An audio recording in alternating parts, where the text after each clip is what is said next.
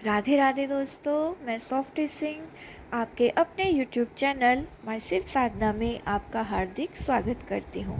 कैसे हैं आप सब? आशा करती हूँ आप सब अच्छे होंगे, स्वस्थ होंगे। राधा रानी की कृपा आप सब पर सदा सर्वदा बनी रहे। दोस्तों, आज की वीडियो में मैं आपके लिए वैशाख पूर्णिमा के बारे में जानकारी लेकर आई हूँ। वैशाख पूर्णिमा की शुरुआत कब हो रही है और वैशाख पूर्णिमा का व्रत हम किस दिन रखेंगे, तो बहुत महत्वपूर्ण है आज की वीडियो, पूरा अवश्य देखिएगा।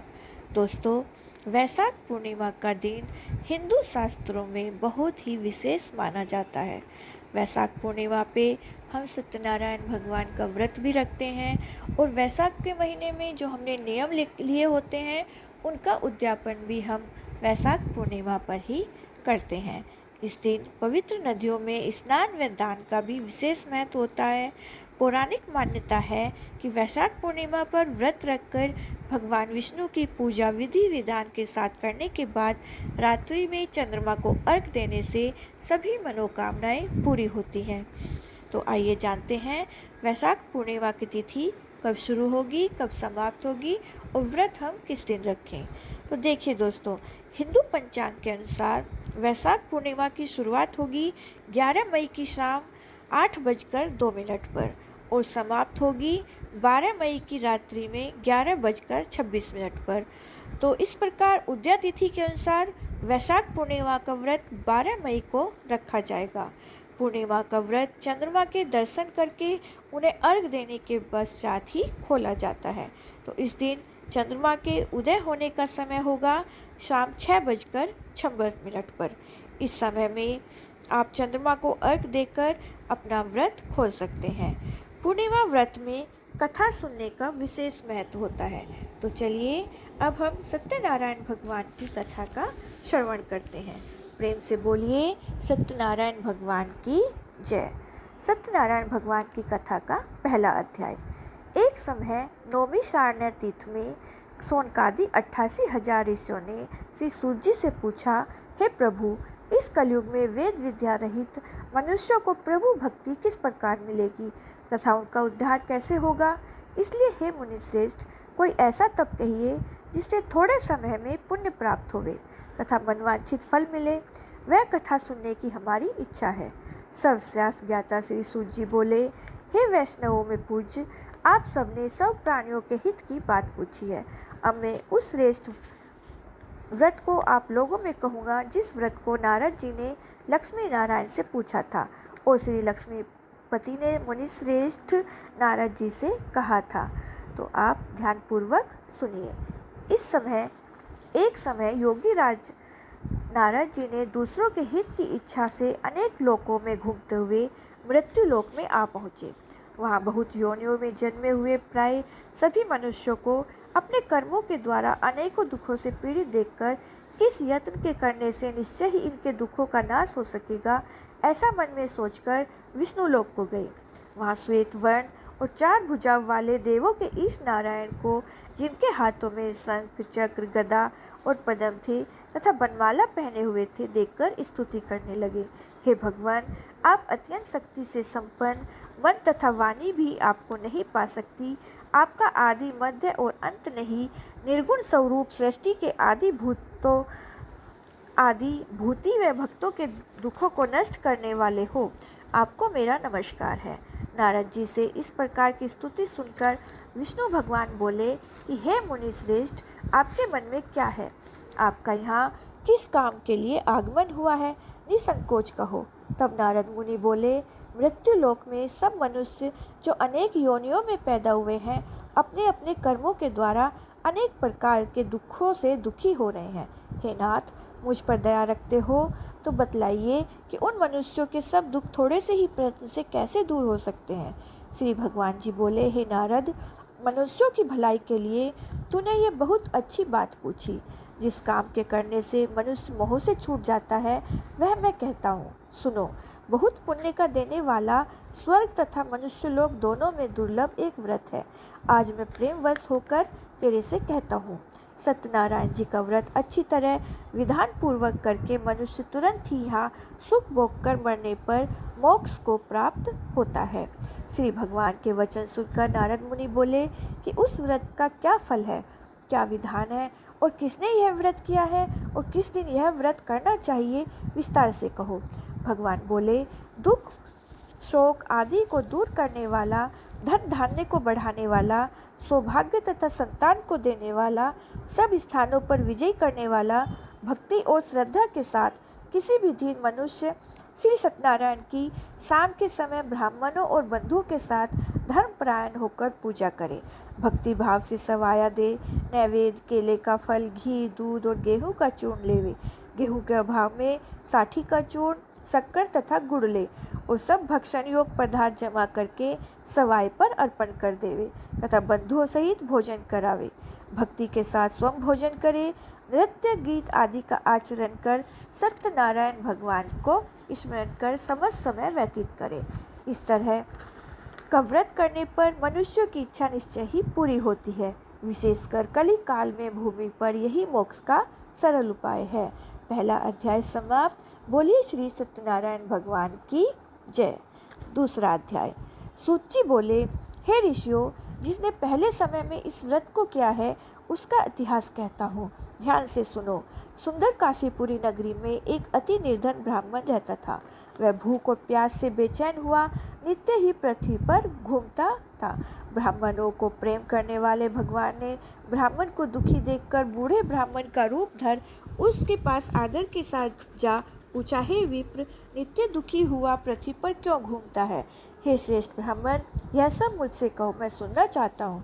ब्राह्मण बोला, मैं बहुत निर्धन ब्राह्मण हूँ, भिक्षा के लिए पृथ्वी पर फिरता हूँ।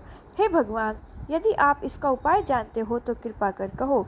वृद्ध ब्राह्मण बोला कि सत्यनारायण भगवान मनवांछित फल को देने वाले हैं, इसलिए हे ब्राह्मण, तू उनका पूजन कर, जिसके करने से मनुष्य सब दुखों से मुक्त होता है।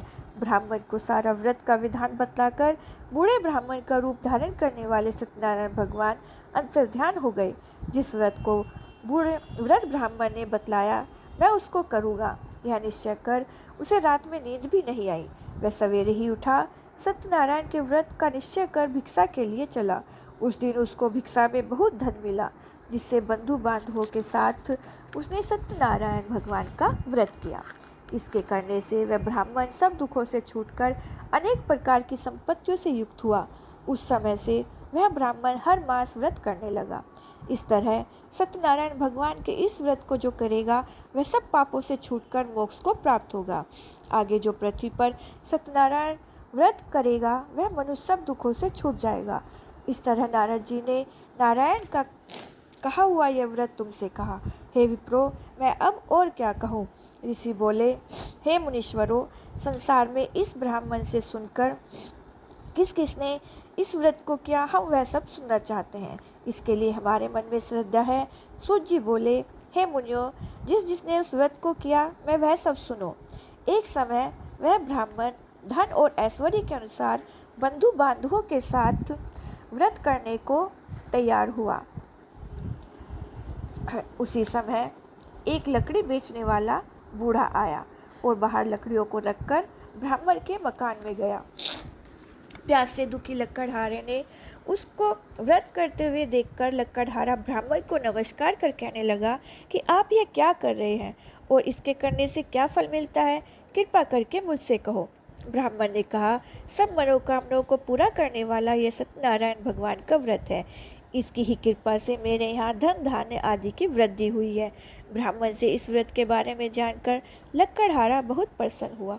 चरणामृत ले और प्रसाद खाने के बाद अपने घर को गया। लकड़हारे ने मन में इस प्रकार का संकल्प किया कि आज ग्राम में लकड़ी बेचने से जो धन मुझे मिलेगा उसी से सत्यनारायण देव का उत्तम व्रत करूँगा। यह मन में विचार कर वह बूढ़ा ब्राह्मण लकड़ियाँ अपने सिर पर रखकर जिस नगर में धनवान लोग रहते थे वह ऐसे सुंदर नगर में गया। उस रोज वहाँ उसे उन लकड़ियों का दाम पहले दिनों से चौगुना मिला। तब वह बूढ़ा लकड़हारा दाम ले और अति प्रसन्न होकर पक्के केले की फली, शक्कर, घी, दूध और दही, गेहूं का चूर्ण इत्यादि सत्यनारायण भगवान के व्रत की कुल सामग्रियों को लेकर अपने घर गया। फिर उसने सब अपने भाइयों को बुलाकर विधि के साथ भगवान जी का पूजन और व्रत किया। इस व्रत के प्रभाव से बूढ़ा लक्कड़हारा धन पुत्र आदि से युक्त हुआ और संसार में समस्त सुख भोग कर बैकुंठ को चला गया। सत्यनारायण भगवान का दूसरा अध्याय पूर्ण हुआ। बोलिए सत्यनारायण भगवान की जय। कथा का तीसरा अध्याय। सूत जी बोले, हे श्रेष्ठ मुनियों, अब आगे की कथा कहता हूँ, सुनो। पहले समय में उल्कामुख नाम का एक अति बुद्धिमान राजा था। वह सत्यवक्ता और जितेंद्रिय था। प्रतिदिन देव स्थानों में जाता तथा गरीबों को धन देकर उनके कष्ट दूर करता था। उसकी पत्नी कमल के समान मुख वाली और सती साध्वी थी। भद्रशिला नदी के तट पर उन दोनों ने सत्यनारायण देव का व्रत किया। उस समय में वहाँ एक साधु वैश्य आया। उसके पास व्यापार के लिए बहुत सा धन था। नाव को किनारे पर ठहराकर राजा के पास गया और राजा को व्रत करते हुए देखकर विनय के साथ पूछने लगा, हे राजन, भक्ति उचित से आप क्या कर रहे हैं? मेरी सुनने की इच्छा है, यह आप मुझे बताइए। राजा बोला, हे साधु, अपने बांधुओं के साथ पुत्रादि की प्राप्ति के लिए यह महाशक्तिवान सत्यनारायण भगवान का व्रत व पूजन किया जा रहा है। राजा के वचन सुनकर साधु आदर के साथ बोला, हे राजन, मुझसे इसका सब विधान कहो। मैं भी आपके कथानुसार इस व्रत को करूँगा। मेरे भी कोई संतान नहीं है और इससे निश्चय होगी। राजा से सब विधान सुन व्यापार से निर्वत हो आनंद के साथ वह घर गया और साधु ने अपनी स्त्री से संतान देने वाले उस व्रत का समाचार सुनाया और कहा कि जब मेरे संतान होगी तब मैं इस व्रत को करूँगा। साधु ने ऐसे वचन अपनी स्त्री लीलावती को कहे। एक दिन उसकी स्त्री लीलावती पति के साथ आनंदित हो सांसारिक धर्म में प्रवृत्त होकर सत्यनारायण भगवान की कृपा से गर्भवती हो गई। तथा 10वें महीने में उसके एक सुंदर कन्या का जन्म हुआ। दिन दिन वह इस तरह बढ़ने लगी जैसे शुक्ल पक्ष का चंद्रमा बढ़ता है। कन्या का नाम कलावती रखा गया। तब लीलावती ने मीठे शब्दों में अपने पति से कहा, आपने जो संकल्प किया था कि मैं सत्यनारायण भगवान का व्रत करूँगा, अब आप उसे करिए। साधु बोले, हे प्रिय, इसके विवाह पर करूँगा। अपनी पत्नी को आश्वासन दे वह नगर को गया। कलावती गृह में वृद्धि को प्राप्ति हो गई। साधु ने जब नगर में सखियों के साथ अपनी पुत्री को देखा तो तुरंत ही दूत बुलाकर कहा कि पुत्री के वास्ते कोई सुयोग वर देख कर लाओ। साधु की आज्ञा पाकर दूत कंचन नगर पहुंचा और वहां पर बड़ी खोज कर और देखभाल कर लड़की के वास्ते सुयोगवान एक पुत्र को ले आया। उस सुयोग लड़के को देखकर साधु ने अपने भाई बंधुओं सहित प्रसन्नचित अपनी पुत्री का विवाह उसके साथ कर दिया। किंतु दुर्भाग्य से विवाह के समय भी उस व्रत को करना भूल गया। तब श्री भगवान क्रोधित हो गए और श्राप दिया कि तुम्हें दारुण दुख प्राप्त होगा। अपने काम में कुशल साधु बनिया अपने जामाता सहित समुद्र के समीप रतनपुर नगर पहुंचा और वहां दोनों ससुर जमाई चंद्रकेतु राजा के नगर में पहुंचे और व्यापार करने लगे। एक रोज भगवान सत्यनारायण की माया से प्रेरित कोई चोर राजा का धन चुराकर शीघ्र जा रहा था, किंतु पीछे से राजा के दूतों को आता देखकर चोर ने घबराकर भागते भागते धन को वहीं चुपचाप रख दिया जहां वे दोनों ससुर जमाई ठहरे हुए थे। तब दूतों ने उस साधु वैश्य के पास राजा के धन को रखा देखकर दोनों को बांध कर ले गए और प्रसन्नता से दौड़ते हुए राजा के समीप जाकर बोले, यह दो चोर हम पकड़ कर लाए हैं, देख कर आज्ञा दे। राजा की आज्ञा से उनको कठिन कारावास में डाल दिया गया और उनका धन राजा ने छीन लिया। उसी श्राप द्वारा उनकी पत्नी भी घर पर बहुत दुखी हुई। घर पर जो धन रखा था चोर चुरा कर ले गए। शारीरिक व मानसिक पीड़ा से भूख प्यास से अधिक दुखित हो अन्न की चिंता में कलावती एक ब्राह्मण के घर गई। वहाँ उसने सत्यनारायण व्रत होते देखा। वहाँ कथा सुनी और प्रसाद ग्रहण कर रात को घर आई। माता ने कलावती से कहा, है पुत्री, दिन में कहाँ रही व तेरे मन में क्या है? कलावती बोली, हे माता, मैंने एक ब्राह्मण के घर सत्यनारायण का व्रत देखा है। कन्या के वचन सुनकर लीलावती भगवान के पूजन की तैयारी करने लगी। लीलावती ने परिवार और बंधुओं सहित भगवान का पूजन किया और यह वर मांगा कि मेरे पति और दामाद शीघ्र ही आ जावें और प्रार्थना की कि हम सबका अपराध क्षमा करो। सत्यनारायण भगवान इस व्रत से संतुष्ट हो गए और राजा चंद्रकेतु को स्वप्न में दिखाई दिए और कहा, हे राजन, दोनों बंदी प्रातः वैसे ही छोड़ दो। दोनों बंदी वैश्य प्रातः ही छोड़ दो और उनका सब धन जो तुमने ग्रहण किया है दे दो, नहीं तो तेरा धन राजपुत्रादि सब नष्ट कर दूंगा। राजा का ऐसा वचन सुनकर भगवान अंतर्ध्यान हो गए। प्रातःकाल राजा चंद्रकेतु ने सभा में अपना स्वप्न सुनाया। अब तीनों वाणिक पुत्रों को कैद से मुक्त कर सभा में बुलाया। दोनों ने आते ही राजा को नमस्कार किया। राजा मीठे वचनों से बोला, हे महानुभावों, भावी वश ऐसा कठिन दुख प्राप्त हुआ है, अब कोई भय नहीं।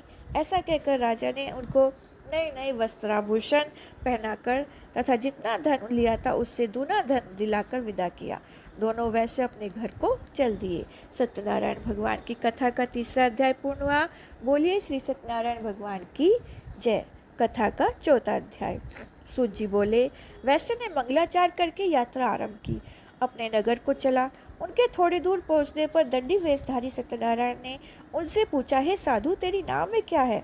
अभिमानिक वाणी हंसता हुआ बोला, हे दंडी, आप क्यों पूछते हो? क्या धन लेने की इच्छा है? मेरी नाव में तो बेल पत्ते भरे हैं। वैश्य का कठोर वचन सुनकर भगवान ने कहा, तुम्हारा वचन सत्य हो। ऐसा कहकर दंडी वहां से चले गए और कुछ दूर जाकर समुद्र के किनारे बैठ गए। दंडी के जाने पर वैश्य ने नित्य क्रिया करने के बाद नाव को ऊंची उठा देखा तो अचंभा किया और नाव में बेल आदि देखकर मूर्छित हो जमीन पर गिर पड़ा। फिर मूर्छा खुलने पर बहुत शोक करने लगा। तब उसका दामाद बोला कि आप शोक न करें, यह दंडी का श्राप है, अतः उनकी शरण में चलना चाहिए, तभी हमारी मनोकामना पूरी होगी। दामाद के वचन सुन वह दंडी के पास पहुंचे, अत्यंत भक्तिभाव से नमस्कार करके बोले, मैंने जो आपसे असत्य वचन कहे थे उनको क्षमा करो। ऐसा कहकर महान शोकातुर हो रोने लगे।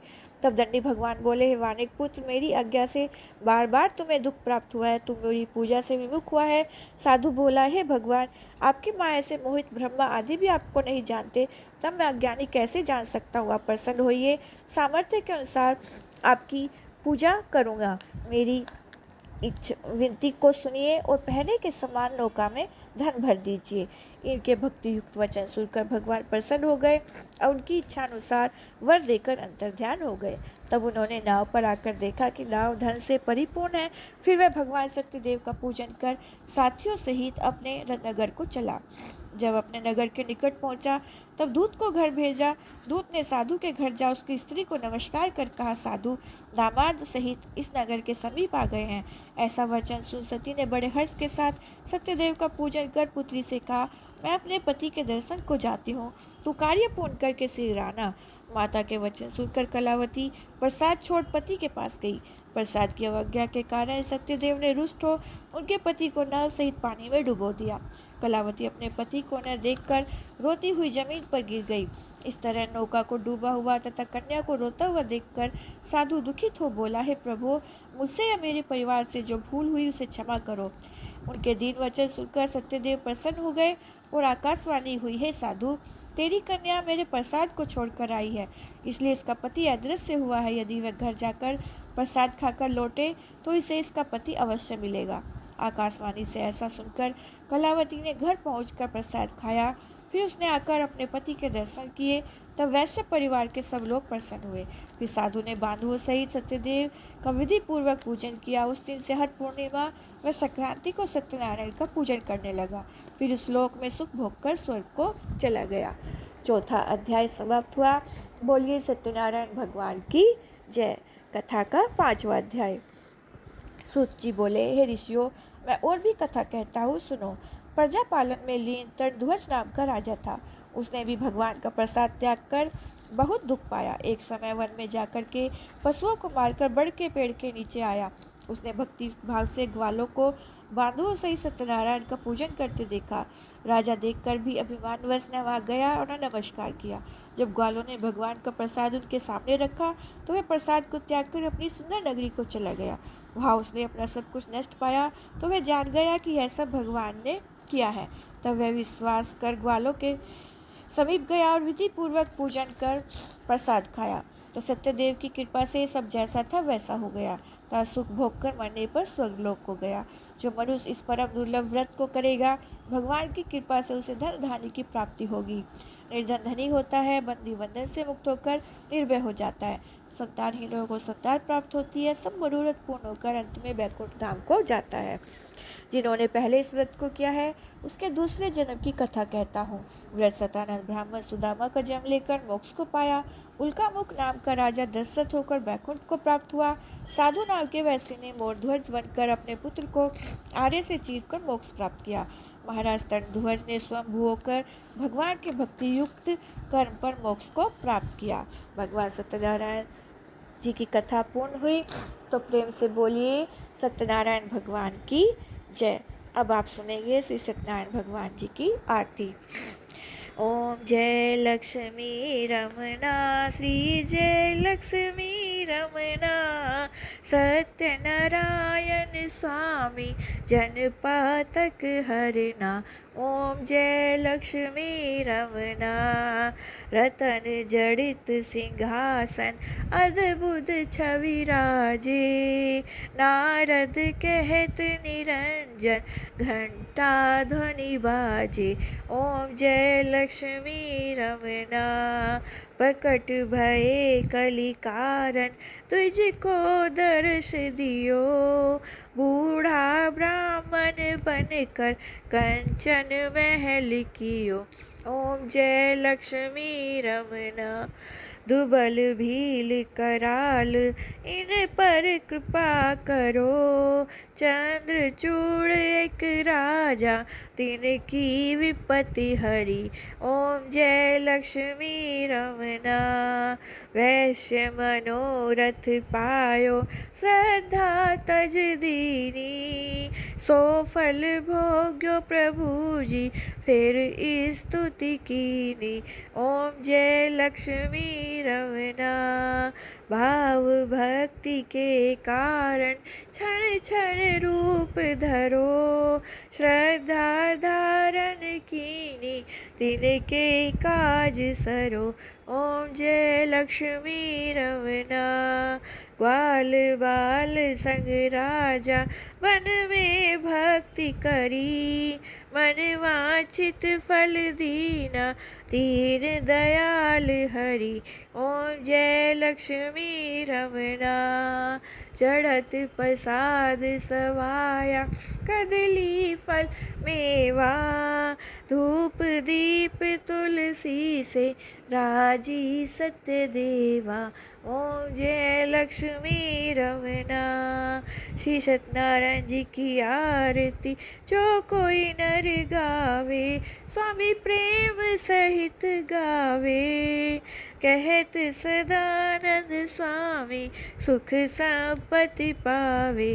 ओम जय लक्ष्मी रमना बोल श्री सत्यनारायण भगवान की जय, लक्ष्मी मैया की जय। दोस्तों इस प्रकार हमारी कहानी और आरती पूर्ण हुई। आपको वीडियो पसंद आए तो प्लीज़ उसे लाइक करिए और शेयर कीजिए। कमेंट्स बॉक्स में श्री हरि विष्णु की जय अवश्य लिखिएगा और मेरे चैनल को सब्सक्राइब करके बेल आइकन को प्रेस करिए ताकि आने वाली वीडियो की नोटिफिकेशन आपको प्राप्त हो सके। तो मिलती हूँ मैं आपसे अगली वीडियो में, तब तक के लिए नमस्कार।